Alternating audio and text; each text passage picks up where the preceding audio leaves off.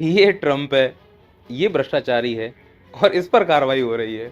कहावत है ना कि गधा पे जोर ना चले तो गधैया के कान ऐंठ दो।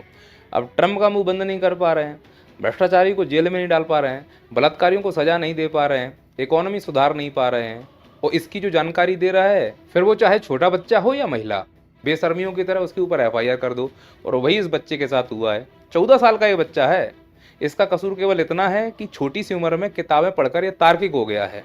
उत्तर के इतने स्तर के कि सरकार को आईना दिखा रहा है और यही सरकार को पसंद नहीं है, तो इस बेचारे बच्चे के ऊपर एफआईआर कर दी इन लोगों ने। Oh my God. और मैं तो कहता हूं सरकार ने एकदम सही किया जो इस लड़के के ऊपर एफआईआर कर दी। देखो कैसे ये दिन दहाड़े किताबों को लहरा रहा है।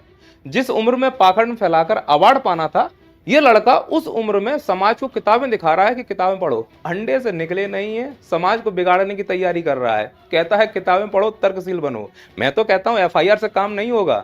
ऐसे भविष्य में जो पढ़ाई लिखाई की बात करने वाले नौनिहाल हैं, उनके ऊपर देशद्रोह का मुकदमा दायर करो। और ऐसे लोगों को यह समझ में आना चाहिए कि पढ़ाई लिखाई करने वालों का इस देश में कोई भविष्य नहीं है। ऐसा पाखंड फैलाओ, फिर बड़े होकर इस प्रकार का बलात्कारी बनो।